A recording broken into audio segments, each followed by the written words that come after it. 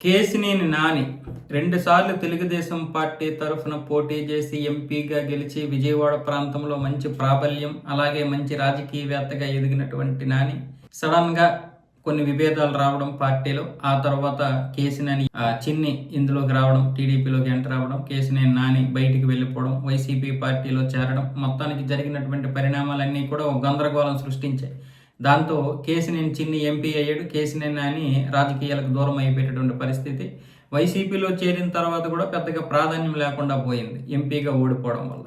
దాంతో ఇప్పుడు ఆ వైసీపీలో కేశినేని నాని ఇమడలేకపోతున్నాడు. అది జగమెరిగిన సత్యం. అందువల్ల మళ్ళీ ఇప్పుడు ఆయన తెలుగుదేశం వైపే చూస్తున్నాడు, చంద్రబాబు నాయుడు మీద విధేయత చూపిస్తున్నాడు అన్న విధంగా కూడా కొంత ప్రచారం అయితే జరుగుతుంది. ఈ నేపథ్యంలో కేశినేని నాని మళ్ళీ ఇటువైపు వచ్చే అవకాశాలు ఉన్నాయి అన్న విధంగా జరుగుతుంది. పైగా ఎంపీ అయినటువంటి కేశినేని చిన్ని విషయంలో కొంచెం అవినీతి ఆరోపణలు రావడం, వివాదాస్పద వ్యాఖ్యలు చేయడం వల్ల కొంచెం పార్టీకి నష్టం కూడా జరిగింది. ముఖ్యంగా కొలిక్పూడి శ్రీనివాస్ విషయంలో వీళ్ళిద్దరూ ఒకరికొకరు దుమ్మెత్తు పోసుకోవడం, ఆ విధంగా పార్టీలో ఉన్నటువంటి నేతలే ఈ విధంగా కొట్టుకోవడం వల్ల చంద్రబాబు నాయుడుకి కూడా కోపం రావడం, ఆ మధ్య కొంత ఇదైతే జరిగింది.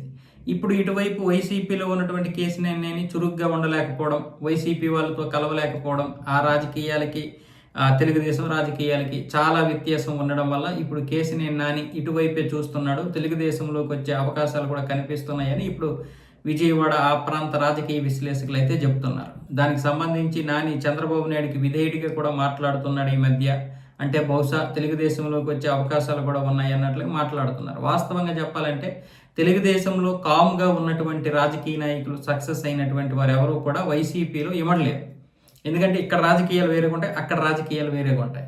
అక్కడ రాజకీయాలు ఎప్పుడూ కూడా ఉద్రిక్తతలతో ఉంటాయి. ఎప్పుడు ఎవరు అధికారం చెలాయిస్తారో తెలియదు, ఎప్పుడు ఎవరు ముందుకు వచ్చేస్తారో తెలియదు. కొన్నిసార్లు వైసీపీలో క్రమశిక్షణ కూడా ఉండదు, కొన్నిసార్లు కాదు చాలాసార్లు ఉండదు. క్రమశిక్షణ అనేది తెలుగుదేశంలో కొంత ఉంటుంది. మీరు నన్ను తెలుగుదేశం వాడు అనుకోండి, నేను తెలుగుదేశం వాడిని అయితే కాదు. కాకపోతే ఏంటంటే ఈ రెండు పార్టీల రాజకీయాల్లో చూస్తే ఖచ్చితంగా తెలుగుదేశంలో ఒక క్రమశిక్షణ కనిపిస్తుంది. అదే వైసీపీకి కొరబడింది. అలా మాట్లాడితే వాళ్ళకి మళ్ళీ కోపం వస్తూ ఉంటుంది. అందుకే ఇప్పుడు చాలామంది తెలుగుదేశం నుండి వెళ్ళిపోయినటువంటి వారు అధికారం ఉందని మాత్రమే కాకుండా ఆ క్రమశిక్షణ చర్యల్లో భాగంగా కూడా అక్కడ ఇమడలేకపోతున్నారు.